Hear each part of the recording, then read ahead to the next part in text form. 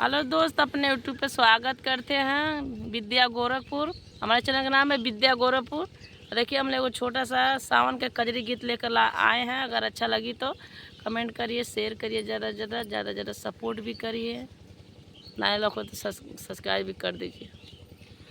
ननदो कैसे खेलबू सावन में कजरिया बदरिया घेरिया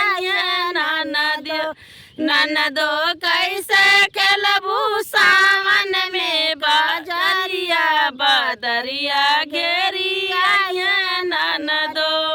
एक तो जाल गाड़ू अकेले संग में सखिया न सहेली, एक तो जाति बारू अकेले संग में सखिया न सहेली। या घेर लिया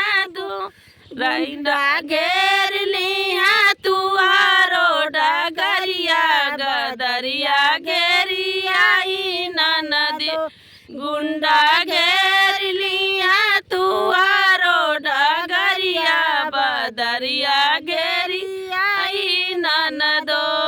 ननदो कैसे घेरबू सावन में कजरिया बदरिया घेरिया ननदो कैसे खेलबू सावन में बजरिया बदरिया घेरिया ननदो। कितना चमल फांसी लगिया, कितना जहर का के मैया, कितना चमल फांसी लगिया, कितना जहर का के मरिया, कितना पीसत हुई है जेल में चकरिया बदरिया घेरिया ननदो। कितना पीसत हुई है जेल में चकरिया बदरिया घेरिया ननदो।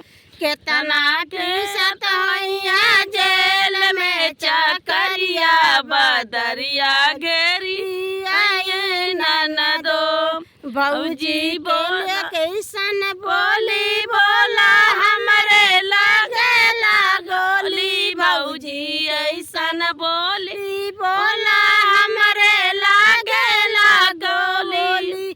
भौजी आई गईलू हमारे नगरिया बदरिया घेरिया ननदो। भौजी आई गईलू हमारे नगरिया बदरिया घेरिया ननदो।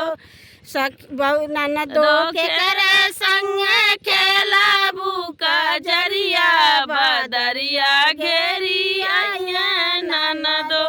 सखिया ननदो के करे संगे खेलबू